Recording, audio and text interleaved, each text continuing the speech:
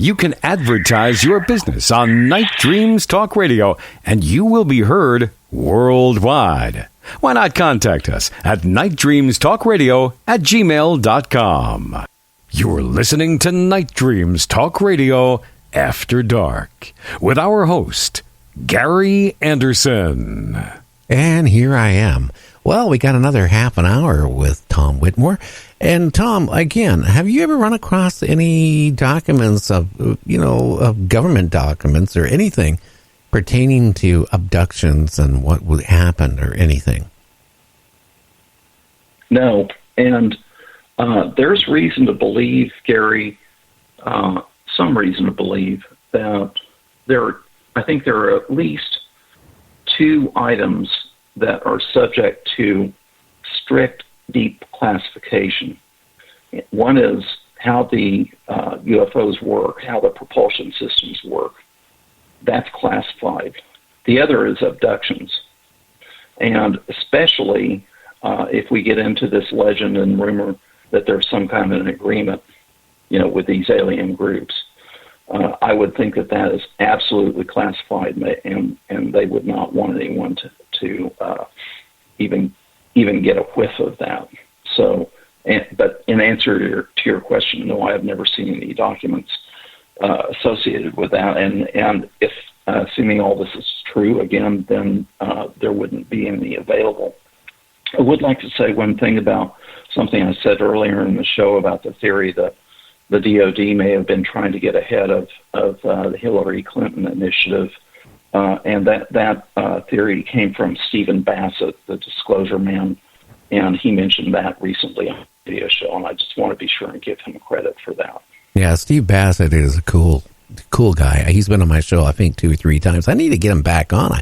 For some reason, but kind of like, what did he make the move over to D.C. to, where he could be there to do some lobbying and all that stuff? Yes, he has. He's leasing office space in the National Press Club building. Yeah, I don't know. Do you think, seriously, my feelings, if the government came out and said, yes, we are being visited by aliens, where there is abductions, there's a lot of strange things going on, I don't think they would ever come out and say that, because I know War of the Worlds. I just think about what happened, even in my state in Concrete, Washington. The same time that radio play was going on, they lost their power. And people were freaking out in that town. They were running around in that town with guns, shotguns, rifles, pistols, because they were scared that they were being invaded. There was a farmer, it killed his wife and family because he thought he was doing something humane rather than these aliens, killing them. I just don't think that the population, I think because we're in a situation where we've been lied to for so long, and I mean a long time, that the government can't come 70 out. Years. Yeah, they can't come out and say, yeah, we lied to you for 70 years. And yes, there is aliens, and yes, there's abductions, because then even if they said that, then people are going to think, well, gee, if you lied about that, then you lied about everything else. So we can't believe anything you say. I don't think the American public or a public, any country, could handle it if their government came out and said, we can't control it. Something's going on. We have no control over it. Well, somebody's going to be liable. There's a book called Blank Spots on the Map, and it's about classified geography in the world, and mainly in the United States. But in that book, the author quotes a scholar from Harvard who had made an estimate, and I wish I had the exact fraction, but he made an estimate of the amount of documentation that the government has that is classified. And it's large enough, it's a large enough fraction of our history that in large part, the American people don't even know their own history because so much of it is classified. And that is what's really scary. It is. So when you go looking for documents, what do you do? I mean, how do you do it? I mean, how do you research and find anything that has to do with UFOs or whatever type of documents? Isn't it a lot of it is buried away somewhere with the CIA or other, government agencies, DOD, all this stuff?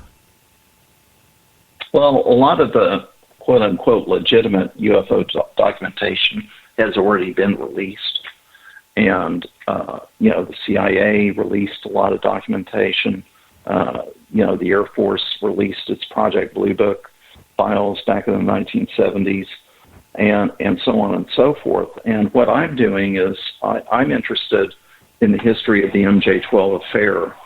So what I can do is I can take an MJ-12 related question document, okay?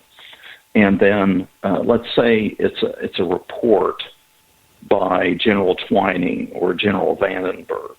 Then I can go into the National Archives and I can pull a report by that person from that same time period, and then put the two down, okay, and compare them.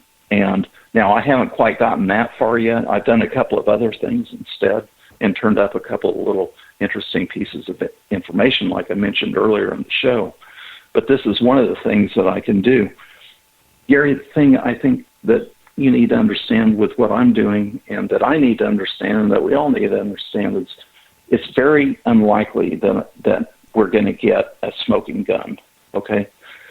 What I can do is it's possible that I can turn up clues.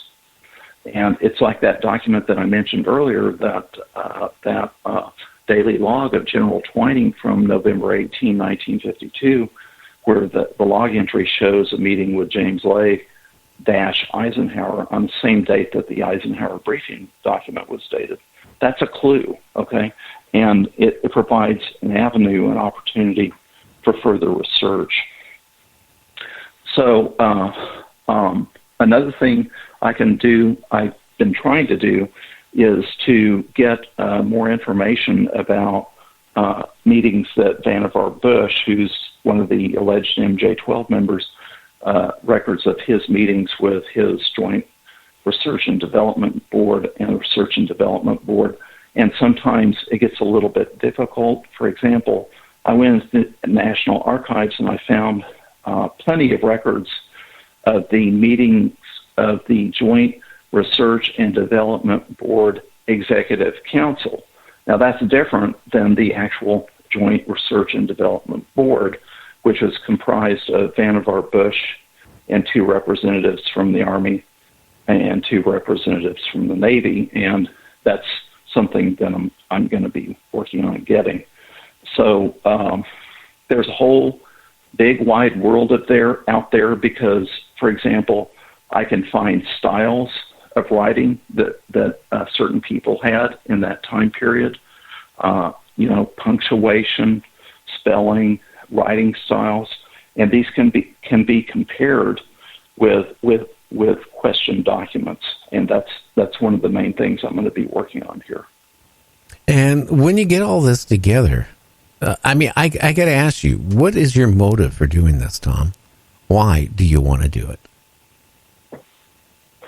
Well, I'm fascinated by the prospect that there has been interaction between relatively covert elements of the U.S. government and the UFO public. And there had been suspicions of this in the 50s and 60s and 70s, but in the 80s it actually became a public issue, at least in the UFO public, with the Paul Benowitz affair and by the revelations of William Moore and other people that had been involved in this in the 1980s. Now, Richard Doty himself, who was an AFOSI agent and has been going public and has been giving interviews on internet radio shows, he stated on one show that he attended a meeting where there were over 100 representatives from different intelligence agencies within the government system, and that they had been tasked with developing 2 to 3 contacts in the UFO community. Now, this is worldwide, okay? So even if you cut that in half, that's a huge number of contacts that are being developed into the UFO community. Now, this leads me to wonder, why have we had MJ-12 documents appear in 19... They actually arrived in 1983. They went public in 1987. You had the UFO cover-up live, where they showed the shape of the aliens and all this about Area 51 and treaties with the aliens and so on and so forth. You have that, and you have Bob Lazar's revelations or claims that were made in the 1980s. You get into the 1990s, and the Roswell subject became intense, and you have this long series of Timothy Cooper documents, and I can go on and on. It goes up virtually to the present day, because in 2017, another document, a question document, arose on the internet, which I refer to as the ultra top secret document. And I classify all of this as the MJ-12 affair. And why has this been occurring over such a long period of time? That's a question I'm looking to answer, possibly. Do you have any thoughts of why about it? I mean, your own thoughts? Well, if you go to the most conservative investigators out there, they'll tell you that it's just a hoax. Oh, that was a hoax. That was a hoax. So the Robert Emenager affair in the 1970s, was that a hoax? And all of Leonard Stringfield's stories that I mentioned earlier, are they all hoaxes? And were the set of MJ-12 documents received in the 80s, that was a hoax? And the UFO cover-up live program, that was all a hoax? And Bob Lazar, that's a hoax? I know a lot of people think that. And all of the Timothy Cooper documents are phony, that was a hoax? And I can go on and on with this. I think the hoax, it's not quite that simple, okay?